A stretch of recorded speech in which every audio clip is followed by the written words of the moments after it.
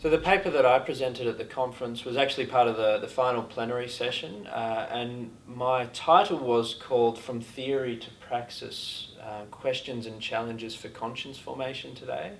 And it's been an emerging area in my research is to look not only at the theory of moral theology, so dealing with specific moral issues, as well as the foundations of the discipline. So what do we mean by freedom? What do we mean by responsibility? What do we mean by sin? What do we mean by conscience? And so on.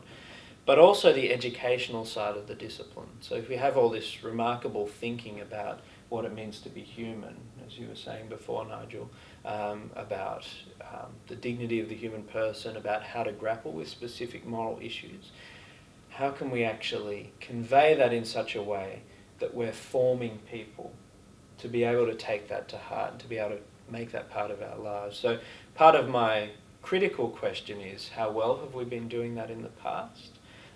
And my argument is that we've not been doing it terribly well. We've been focused a lot on cultivating the capacity to engage in memorizing moral arguments, sometimes proceeding through them, but not necessarily with forming the whole conscience of a person in order to make them a responsible person as a whole. And that's the question of formation of conscience. So my argument was that moral theology really has to take seriously that dimension of the human person and therefore explore that in greater detail. So I explored some challenges for the Catholic understanding of conscience, which are arising in some of the new neuroscientific and educational literature. And I also then responded to some of those challenges and looked at what we know from the great fields of moral education and educational psychology, what works in conscience formation, and proposed a few challenges from that point of view. What about your paper, Nigel? Well, before I go on to mine, can I just... Dan's paper, was really excellent, and can I just ask you, in your presentation you used a few images which I think helped really unpack what you were getting at.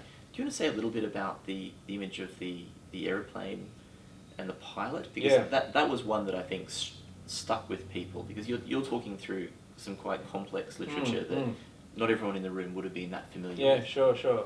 Yeah, I'm glad you remembered that actually. That's one of the techniques that we know works in education, is utilising an image with a strong theme actually helps people to remember the theme. So I have an obsession with planes as well as with moral theology, so these are my two areas, but I'm colourblind, so I could never be a pilot, right? So I try and get an aircraft into every presentation somehow. Excellent.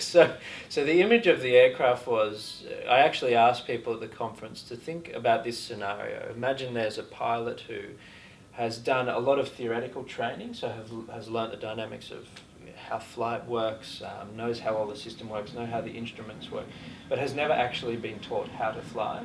So in other words, they have a lot of theory behind them, but they've never actually taken to the skies. And since most of us there flew to Bangalore to be part of the conference, I asked the people gathered, so what would you do if on your flight on the way home you found out that this person was at the helm? And of course everybody thinks, gosh, I wouldn't want that to be my pilot. And so that was the point of the image, was how does moral theology not just do some of that instrumental stuff, which is absolutely essential. I mean, pilots can't be pilots without that knowledge, but also do some of the formational work that actually allows you to translate that into taking off, as it were.